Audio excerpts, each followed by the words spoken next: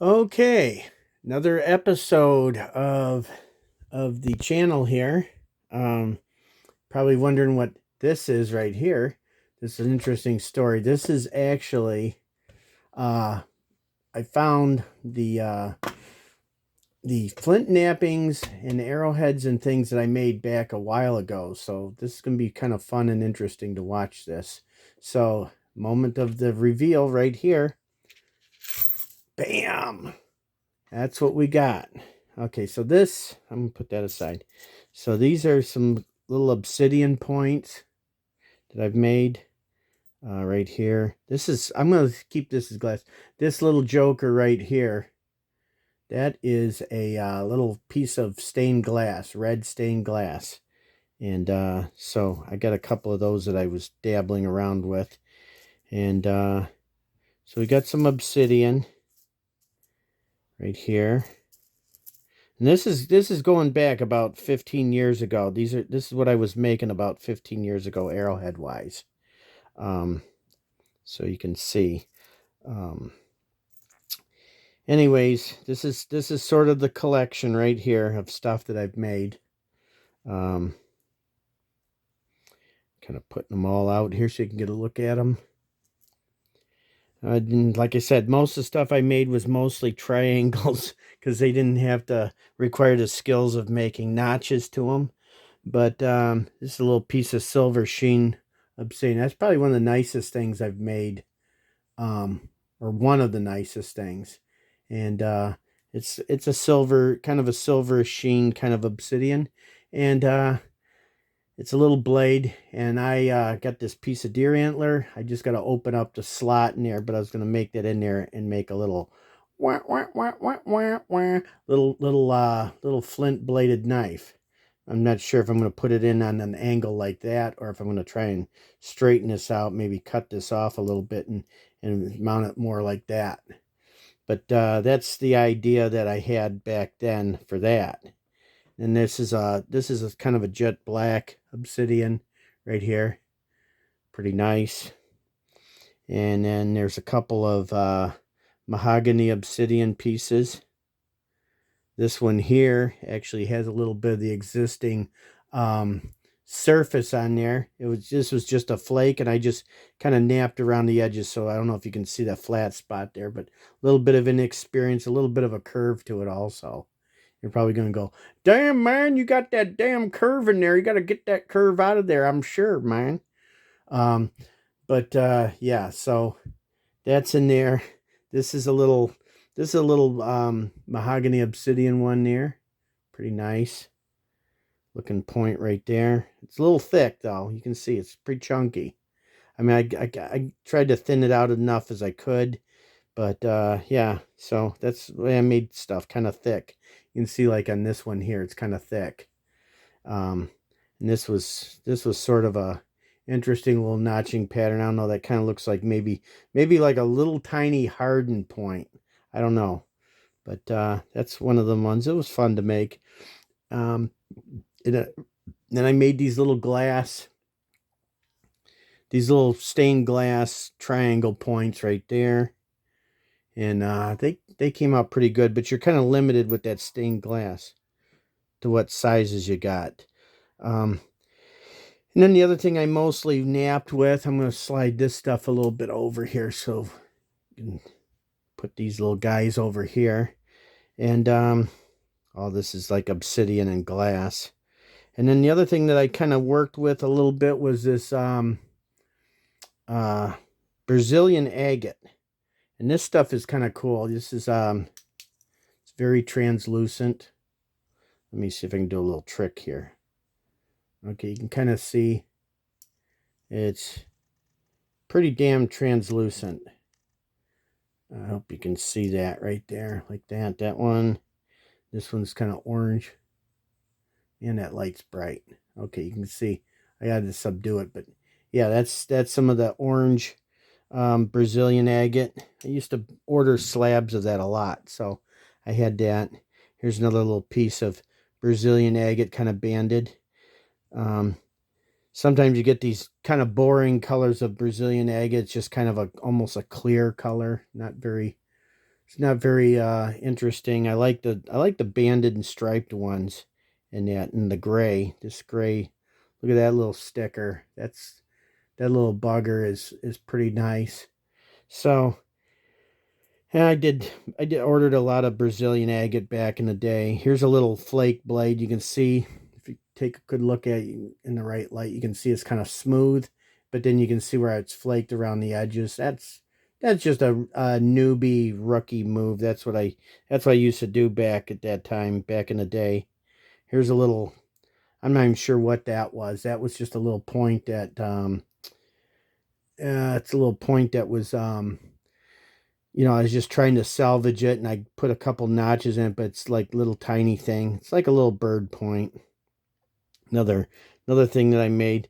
So I never really got into trying to make anything super huge. This is just a piece of chert of some sort. Not even sure what it was. If I bought it back in the day, had bought some flakes and made something out of that, or if that's just a flake I found out surface hunting in a field and napped it out. But I got a couple of those. Another little triangle. I was really into the triangles because they were a fairly easy point to make, and I was finding them in the archaeological record. Damn, that one's got a little bit of a curve to it, also. That's great if you're shooting around corners with it. Um, so yeah, and I got mostly into that. And what I was doing is when I got to the better position, when I made better points, kind of like this big triangle here. Um, that's probably one of the few in here that I'd even consider for an arrow point. Maybe this little guy here, perhaps. That's a nice little one. But what I did was I used to do some archery hunting, and I am showing you. This is some of my arrow fletchings. This is probably one of my first arrows I fletched. You can see the fletching. The feathers are kind of got all these gaps in there. It's kind of wonky looking. Not a very good arrow job. But what I was doing is I was ordering cedar arrow shafts, just plain old cedar arrow shafts, and then I was putting the fletchings on them, and then putting a stone tip on it that I would actually deer hunt with. And this is actually a really nice Brazilian agate um, arrowhead that I put on there. I don't know if I dare if I put this flashlight on it, you can see the illumination, but hold on. Let me see if I can do it without blinding you guys. Okay, you can kind of see how it's got that really nice vibrant glow to it. It lights up. You can see when I put it in the light, it lights up. Um, so yeah, I really like the Brazilian agate for that translucency. But yeah, this is one of my arrows back in the day when I used to hunt. Um, and then I got better at fletching. This one you can see is a significantly better fletching. It's kind of that got those. Let me see if I can get this in the position. You can kind of see that helical twist in the arrow, the feathers. Yeah, so I got a little bit better. I didn't get so carried away with putting the sinew on there and tying it on, like I did. And everything else is a little bit better tied and a little bit neater looking on there. And unfortunately, this one's missing the arrowhead.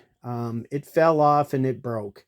I had these arrows and another arrow on a plaque that was hanging up on the wall, and somebody slammed the door shut or whatever, and the damn plaque fell off the wall, and it my arrows that were on this thing fell off. Now this is kind of interesting. I did do some carbon arrow shooting, or hunting with carbon arrows at one time when I had an actual cross regular uh, compound bow, and this is actually two arrows that I shot into each other. I Robin Hooded these. And so that's part of the reason I had that plaque. I had this arrow and the other ones that I made from scratch, actual flint chipped arrowheads. I had all them hanging on this little plaque, and they had these little pegs, and it would just hang vertical or horizontal, just like that. So I don't know if you can see see it close enough how that arrow went into the other one. but the green and chartreuse yellow arrow went into the orange and white one, and it shot. And you can see how it just kind of split the arrow, the first arrow apart, and ran down. And you can see the wicked stretching and pulling apart of the fibers there at that point. But yeah, that's one of the first Robin Hooded arrows that I ever shot, target shooting or whatever, and I did that.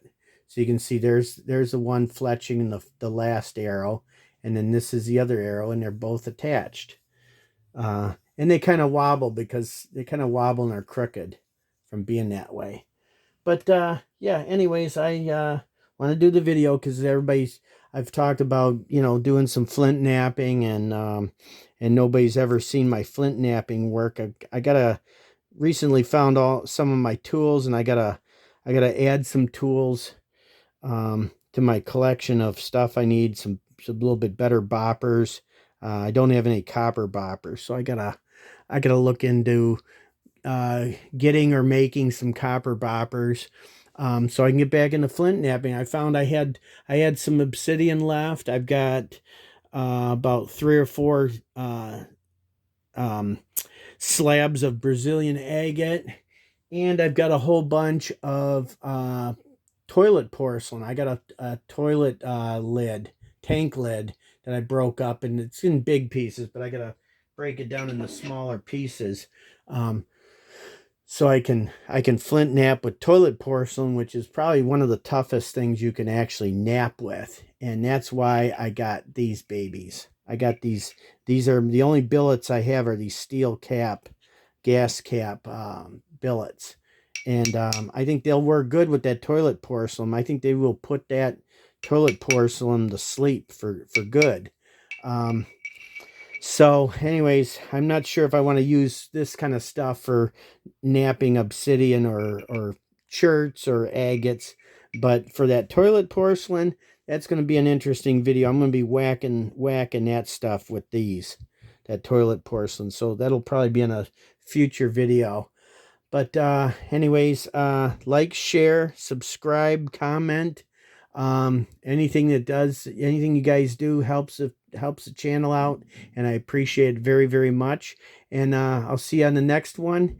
And hopefully we'll get a video going where we're doing some napping, or maybe looking at some tools that I used or that I have in my current toolkit.